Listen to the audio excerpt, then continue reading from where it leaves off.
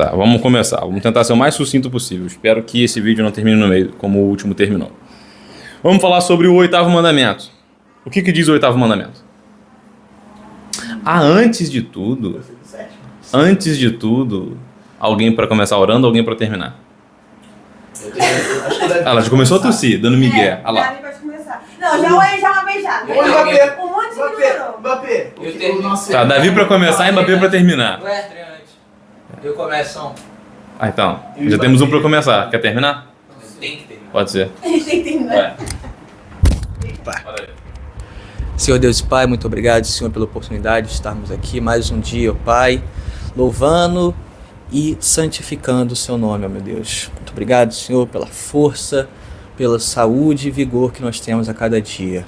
Abençoa, Pai, esse momento de estarmos aqui reunidos, Senhor, para louvar e agradecer Teu santo nome, Senhor, com aprendizado, com palavra e cada vez mais de Ti. Esteja conosco a cada dia, meu Pai. É o que eu peço e lhe agradeço. Amém. Amém. Show de bola. Então, sobre o que fala o 8º mandamento. O que é o 8º mandamento? Qual é o 8º mandamento? Eu quero aí opiniões, e não há opinião errada nesta ágora. Falso testemunho? Como é que é? Tô chutando. Ah, tá. Não. Não. Deve ser o primeiro e o sétimo. Esse é o 5º. Vai contando aí e vai chutando. Vamos ver. Não chegarás de vidro levantado na quebrada. Não honra teu pai, não? Não. Pode? Não cobiçarás a... Esse é Não o sétimo. matarás? Não. Esse é o 10º. Cobiçar eu sei, o sétimo. Ah, não. Não tomará pra ti adultério, ó. Mulher do teu Isso é próximo. confuso, cara. Não tomarás para ti imagem, esse negócio. Não, esse é o 2º. Não, pera. Então não é cobiçar a mulher do próximo, não é cobiçar Não. Cobiçar o décimo. Coisas. É, o cobiçar o 10º. Não roubarás. Não, peraí. Qual é esse último que você falou? Não roubarás. Não roubarás. Não é esse? 8º mandamento. Pô, Não no roubarás. começo eu falei, não é esse. Isso, Nós é somos os esse. primeiros. Vamos lá, gente. No literal, vamos lá.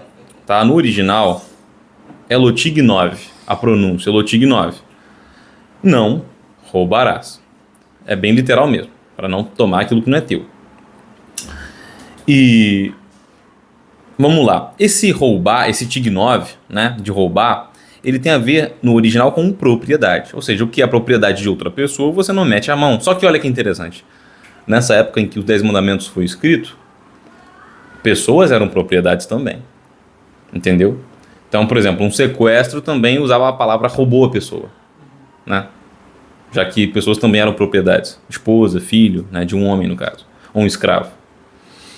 Então, esse roubo no original tem a ver com não tocar no que é propriedade do outro. Tá? O que o Novo Testamento fala sobre roubar? Porque assim, no Antigo Testamento nós temos Deus ordenando, não roube. Então nós podemos tirar algumas conclusões disso. Primeiro é que Deus não gosta que você tome aquilo que não é teu. Deus não gosta disso. Deus não gosta. Foi Ele que deu as leis, Ele não gosta. Tinha punições para isso.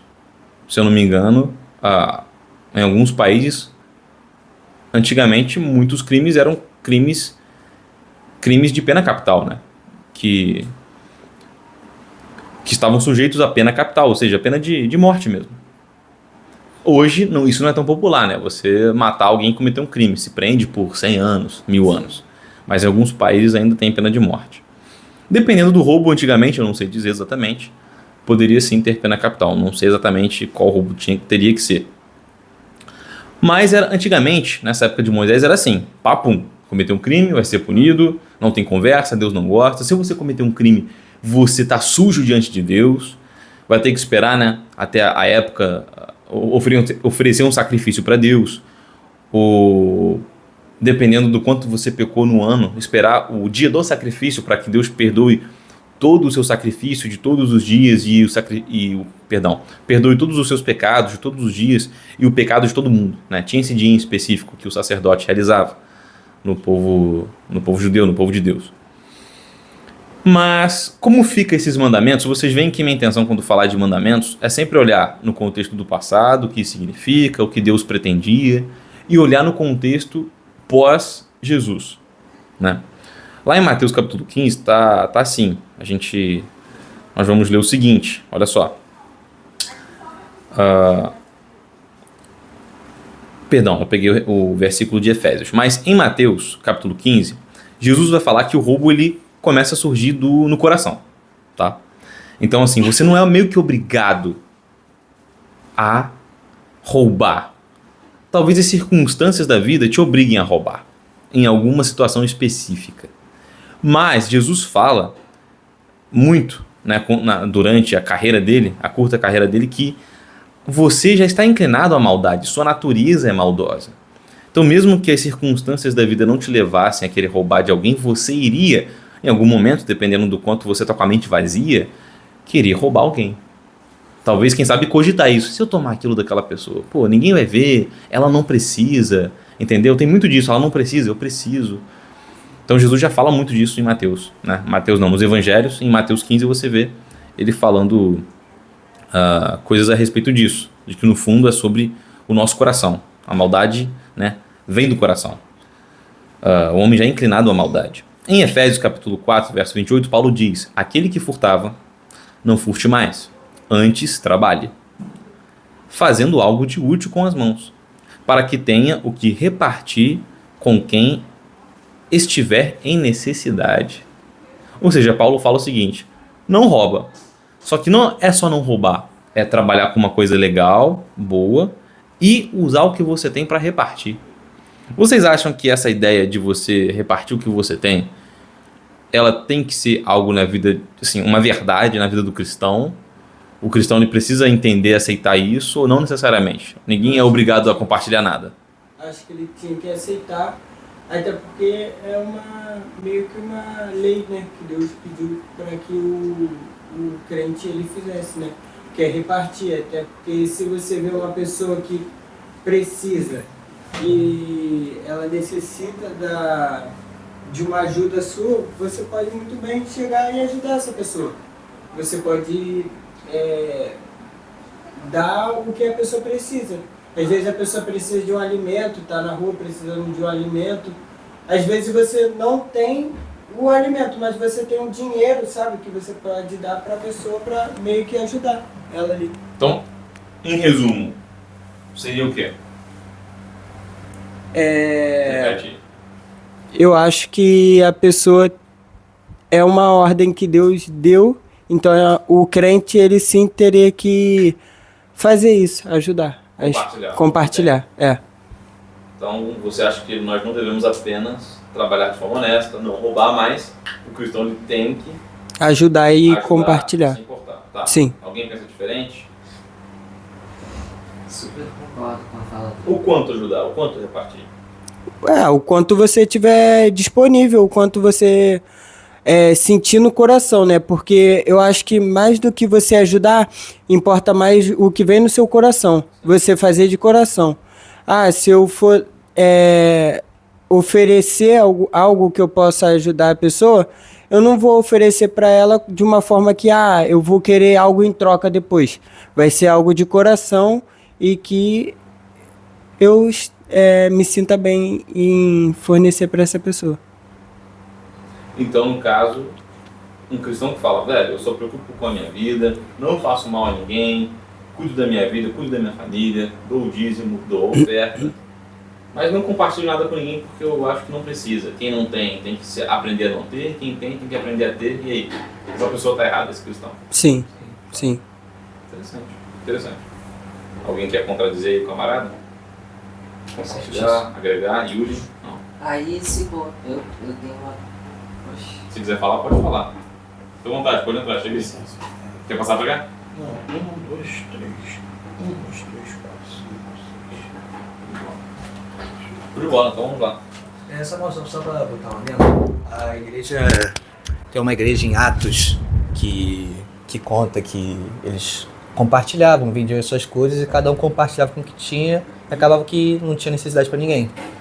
Eu acho que isso agrega muito nesse quesito. E um dos mandamentos É é... um tipo de comunismo isso aí ou não? Tem gente que Não. fala que Jesus era comunista, que os primeiros cristãos eram comunistas, que Não o comunismo resolve tudo. Não seria uma questão de comunismo, mas é como se eu tenho e me sobra, eu dou pro meu irmão que tem necessidade. Aí acaba que todo mundo cresce junto. E linka com o mandamento, ame teu próximo como a ti mesmo. Meu ponto de vista é esse. Isso é fácil ou é difícil na opinião de vocês? Compartilhar o que você É tem. difícil. Compartilhar é difícil. Difícil. Ainda mais quando é algo que você tem um afeto. Quando é uma coisa que você... Ainda mais quando é uma coisa que você tem afeto, tem apego, é muito difícil você querer compartilhar para uma pessoa ou algo que tipo te custou ter, aí você dá pensando que é algo em troca, entendeu? É difícil você dar algo a alguém sem querer algo em troca, porque para compartilhar de coração precisa ter a mentalidade de que você está dando aquilo não pela pessoa, mas para glorificar o nome de Deus. Você está dando aquilo para abençoar, mas não é por ninguém que você está fazendo aquilo, é por Deus, somente para Ele e para a glória dele, porque a gente mostra o amor de Deus tanto amando, pregando e compartilhando, dando exemplo na escola, na igreja, dando exemplo no trabalho, na faculdade. E compartilhar é uma das formas da gente mostrar o amor de Deus. Então eu acho que é importante, mas é uma coisa perigosa porque você pode estar compartilhando errado. Tá aí. Tivemos opiniões aí bem interessantes. Eu gostei de todas. Sobre a questão da igreja, né? Os primeiros cristãos depois de Jesus, eles costumavam, né, mostrar serviço, mostrar a sua fé com as obras. Tiago fala muito disso, né? Você quer mostrar que tem fé? Então mostra na prática, faz acontecer. E isso é interessante porque, de fato, se todo mundo fala assim, velho, eu tenho sobrando, eu consigo viver com isso aqui. O cara não tem, é meu camarada, é meu amigo. Ele pode ser meu amigo e eu não ajudá-lo? O bom do cristianismo é que, como todos estão apaixonados pela mesma coisa, acaba se criando um vínculo. Entendeu?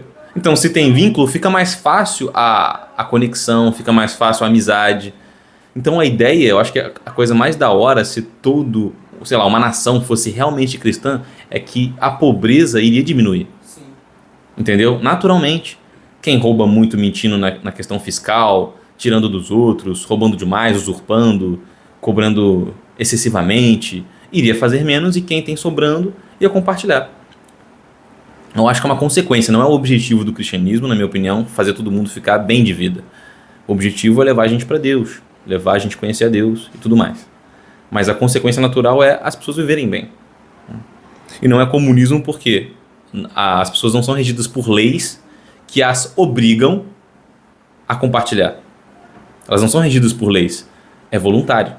Na igreja, entre cristãos, a doação, a ajuda, ela é voluntária. Não é mesmo? Ninguém é obrigado. O pastor não te obriga a ajudar. Você ajuda porque você quer. Em Lucas capítulo 19, nós temos a história de Zaqueu. Todo mundo conhece a história de Zaqueu? Sim. Lembra? Zaqueu era alguém que trabalhava para o governo. Então imagina, vou dar um exemplo, imagina se a Argentina, eu gosto sempre de usar a Argentina, né? Porque a gente tem rixa com a Argentina no futebol. A Argentina viesse e dominasse o Brasil, dominasse o Rio de Janeiro. Os melhores lugares são os argentinos que ocupam, as melhores praias são eles que ocupam. Se um argentino está na calçada, você tem que trocar de calçada. Os argentinos mandam. E aí tem brasileiro que trabalha para argentinos cobrando você uma taxa de proteção, um aluguel. Pô, tu ia achar que o cara é um traíra, né, velho? Pô, esse cara é um traíra. Trabalhando para os argentinos. Então o Zaqueu era um traíra e cobrava muito dos outros. E aí quando Jesus chega na cidade, aquela multidão, o Zaqueu tá numa árvore com espinho. Ele era baixinho, não conseguia enxergar. Jesus do nada aponta assim para ele, todo mundo virando, para onde que Jesus está olhando? Para onde Jesus está olhando? Aí ele está olhando para a árvore e tem lá um nanico na árvore. Aí ele fala: "E aí, Zaqueu, Firmeza, cara? Ó, desce daí rápido porque hoje eu vou estar na tua casa, hein? Vou bater um rango lá contigo. Fazer um churrasco lá com você e a família. Show de bola? É isso aí, tamo junto. 15 minutos, hein? Imagina. Foi isso que ele fez, cara. Não com essas palavras, mas ele se mostrou íntimo de Zaqueu e falou que ia almoçar na casa dele. Pra todo mundo ver. Isso causou um alvoroço porque a ideia é que se Jesus é de Deus, ele não tem que se misturar com gente que é do diabo, digamos assim. Mas aí ele foi lá e o que aconteceu? Zaqueu se converteu. E se converteu genuinamente. Como? Ele falou, eu vou devolver tudo que eu peguei 4 vezes mais. Olha só, isso é uma conversão genuína. Mostrando arrependimento. Legal. E em 1 Coríntios, capítulo 6, nos é advertido que Paulo escreveu carta aos Coríntios. Primeira carta aos Coríntios, segunda carta aos Coríntios. Nesta carta, né, no capítulo 6, Paulo diz que ladrões não herdam o reino de Deus. Então veja, Deus falou assim, ó, não roube.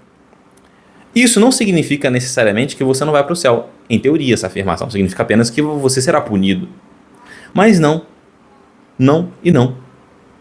É um pecado que, caso você não abra mão dele e se arrependa de fazê-lo, você fica impedido de chegar ao céu, de ver a Deus. Então, ladrões não herdam o reino de Deus. Como se afastar disso? Por que então roubar? Se roubar é tão anti-benefício, por que as pessoas cometem? Por que as pessoas cometem roubo? Mesmo sabendo que isso é ruim, que ela pode ser pega, que ela está deixando uma pessoa triste, uma pessoa mais pobre, uma família mais pobre. Por que uma pessoa faz isso? Vamos supor que essa pessoa ela não quer roubar, mas ela não consegue parar. Ou ela tem dificuldade, toda vez que surge a oportunidade de sair por cima, de ser um caloteiro, ela assim o faz. Ela não pensa 2 vezes antes de sair por cima, antes de se dar bem, antes de passar a mão, de passar a perna no outro. Por que essas pessoas fazem isso? Mesmo sabendo que não é legal. Eu acho que as pessoas... Segurei. Eu acho que geralmente as pessoas que roubam assim, elas têm um discurso de falar que eu necessitava, eu precisava, mas eu acho que é mais pelo fato da pessoa querer se beneficiar daquilo, dela, às vezes a pessoa, um exemplo, a pessoa tem uma mochila, mas ela quer outra mochila para acrescentar, sabe, para ter sempre mais, sempre ter a mais. Essa é a minha opinião. Eu acho que nem todo roubo é por necessidade. Às vezes, eu tenho um celular, aí ela tem outro. Eu sempre vou botar na minha mente que o dela é melhor, tudo que ela tem é melhor, e eu... Não é pelo que eu tenho, Do vizinho, né? é porque a grama do vizinho é sempre mais verde. É porque eu sempre vou querer... Não é porque o meu é melhor, não. É porque eu invejo o da outra pessoa. Exatamente. Entendeu? Porque pra mim, tudo da pessoa é melhor que o meu e eu quero pra mim. Exatamente. Então nem sempre é por necessidade. Muito bom. Ninguém? José não falou nada, Yasmin, Davi, Yuri. Oi, eu não falo. Ah, não falou. Só concordando. Concordando, meu pensamento. Boa. Tem algumas histórias no Antigo Testamento muito interessantes que ilustram essa situação de tomar aquilo que não lhe pertence. Vocês conhecem a história de Jacó e Esaú? É uma história clássica. O que acontece nessa história? Jacó rouba a bênção de Esaú, um prato de lentilha. Um irmão rouba a bênção do outro. Vende, né? Ele meio que chantageia, há uma chantagem. Então, assim, é um roubo, né? E não foi legal. Antigamente, nessa época aí, é uma época bem antiga, antes de Moisés, para tu ter uma noção. Uma época bem antiga. Muitos anos antes de Jesus. O pai, quando ele abençoava o filho, sabe? Ele liberava no seu leito de morte uma palavra de bênção para os filhos. E essa palavra tinha que se cumprir, se cumpria, cedo ou tarde. E ali naquele leito de morte, ele falava quem que ia ficar com o quanto, entende? E, geralmente era gradual. O maior ficava com mais, o menor ficava com menos. Esaú era o mais velho, tinha direito a uma maior parte. Jacó sabia disso, não estava satisfeito. E aí num dia que o irmão estava muito carente, com muita fome, ele era caçador, a Bíblia fala que ele era um caçador exímio. Um dia que ele estava com muita fome, necessitado de muita comida, ele estava nervoso, provavelmente muito ansioso. Jacó chantageia o irmão, fala: olha, eu tenho aqui uma comida maravilhosa, mas você só vai comer se negociar comigo. Cara, Esaú devia ser um cara muito cabeça quente, muito explosivo, muito emocionado, porque ele trocou a bênção dele por um prato de comida. Falou assim: tá, você pode ficar com a minha herança e me dar esse prato de comida. Será que foi brincando? Será que foi sério? Independente disso, Jacó foi até o pai, fingindo ser Esaú. Eles eram gêmeos. Porém, Esaú era bem cabeludo. E a palavra fala que Jacó ele coloca pelos, né, de animal no corpo, para quando o pai tocasse, ele achasse que era Esaú. Então, Isaac vai e libera a bênção para Esaú e para Jacó, pensando que era Esaú. Quando ele descobre, já era tarde, olha só. O que era dito não podia ser desdito pelo pai. O pai podia dizer: não, como eu fui enganado, a bênção é para Esaú. Mas não. Ele liberou uma palavra uma vez, foi para Jacó, e Jacó ficou com a bênção. Qual foi a conclusão disso? Briga entre família. Esaú ficou rico, se uniu a mulheres de outros lugares, ficou influente no meio dele, ficou relativamente poderoso, montou um exército ou uma gangue muito grande para poder ir lá matar o irmão. Mas no fim das contas, eles ficaram em paz. Mas até lá foi guerra, foi intriga, foi infelicidade, entendeu? Então, ou seja, roubar não faz bem, cara. Roubar não é legal, não termina em coisa boa. Um outro exemplo bem clássico é o dos filhos de Eli. Eles eram filhos do sacerdote, do sumo sacerdote, que era o Eli. E eles podiam se beneficiar de certas ofertas que o templo recebia do povo. Só que tinha regras para isso. Eles simplesmente burlavam as regras e se beneficiavam do que eles queriam, a hora no momento em que eles queriam. Roubo. Se tinha regra do quanto você pegar e no momento que você deve pegar, e você assim não faz, você está roubando, está trapaceando. Qual foi a consequência? Eles morreram. Deus os matou, na verdade. A Bíblia fala que Deus os matou numa guerra. E Eli, logo em seguida, foi de arrasta para cima também. Quer falar? Alguém quer falar? Ananias e Safira. Boa, a gente falamos disso, Ananias e Safira. Eles tinham combinado se fazer. Lá Pedro falou com a galera de uma comunidade lá que eles tinham que arrecadar uma certa quantia para um projeto. Não sabemos como isso foi combinado, mas tinha que ser uma quantia específica e todos tinham que ser transparentes com relação a essa quantia. Ananias e Safira não foram transparentes, entregaram só metade daquilo que eles deveriam entregar, entendeu? E ficaram com o resto. Isso foi roubo, Deus ficou muito ofendido com isso, e aí matou eles. Primeiro o marido, depois de ter questionado o marido e feito saber por que ele ia morrer, depois matou a esposa. Depois de ter questionado ela por que ela tinha feito aquilo, feito ela saber por que ia morrer. E ninguém deu pedrada na cabeça, facada, afogamento, não. Eles simplesmente caíram duro no chão. E a Bíblia diz que isso causou um alvoroço, temor. E eu brinquei, né, que Deus é tão romântico que matou os dois no mesmo dia e fez eles serem enterrados um do lado do outro. Porque a Bíblia fala que eles foram enterrados um do lado do outro. Bonitinho. Gente, pra gente concluir, é o seguinte. Desde o Éden, é o que eu escrevi. O ser humano foi destinado a suportar a sua natureza decaída. Sua natureza que está sempre inclinada a cometer a maldade. Por isso é tão difícil para um ser humano permanecer na bondade. Na verdade, fazer maldade na maior parte das vezes, muito conveniente. Logo, agir generosamente na maior parte das vezes, inconveniente. Por isso que, por vias naturais, sempre estaremos agindo de forma mais maliciosa do que bondosa. Desta forma, se torna então gritante a necessidade da intervenção divina. É apenas com o auxílio sobrenatural de Jesus que o cristão consegue agir da melhor forma. Na verdade, todos. Eu botei cristão para vocês, né, entenderem que no final das contas nós nascemos para servir e andar com Deus. né? Então todo mundo tem que ser cristão. Nem todos vão ser, óbvio. Sabemos o final da história. Mas todos precisam de Jesus. E todo mundo tem inclinação à maldade. E a gente só consegue ser, sabe, superar essa inclinação por muito se Jesus for conosco. Senão, somos só seres humanos que praticam muita maldade.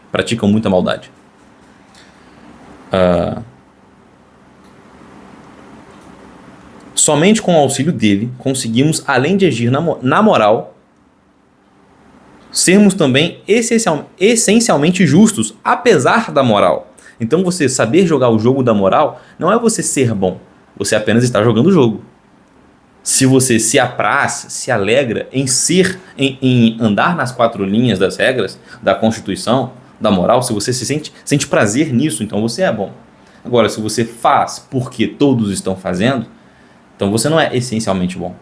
Então a ideia de andar com Jesus é sermos essencialmente bons, apesar da moral. Abraão, Noé são exemplos.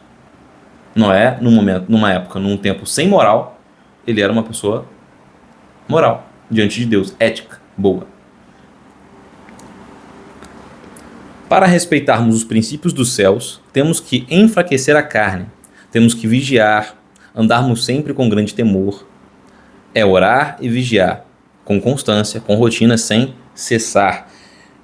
Tem uma listinha aqui, né, do que nós temos que fazer para poder nos manter ativos contra essas inclinações carnais. É vigiar, é orar, é ter, por exemplo, ter um devocional com constância, saber ser humilde e transparente com você, saber quando você está errando, quando você não está errando, andar com pessoas espirituosas que buscam ser melhores a cada dia. Se você quer ser melhor a cada dia, mas você anda com pessoa, cara, que tem pensamentos errados e anda de forma errada, você está dificultando o seu processo. E pode ser que você não conclua seu processo, ou não tenha muito êxito em ser uma pessoa melhor, porque está andando com gente errada.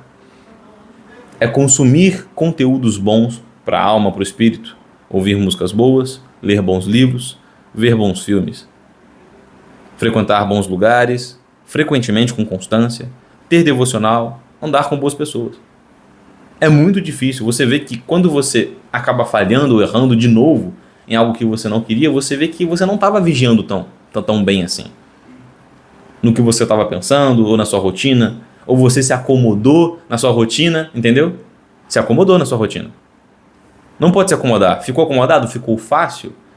Coloque mais um desafio, entendeu? Mais um diazinho de jejum,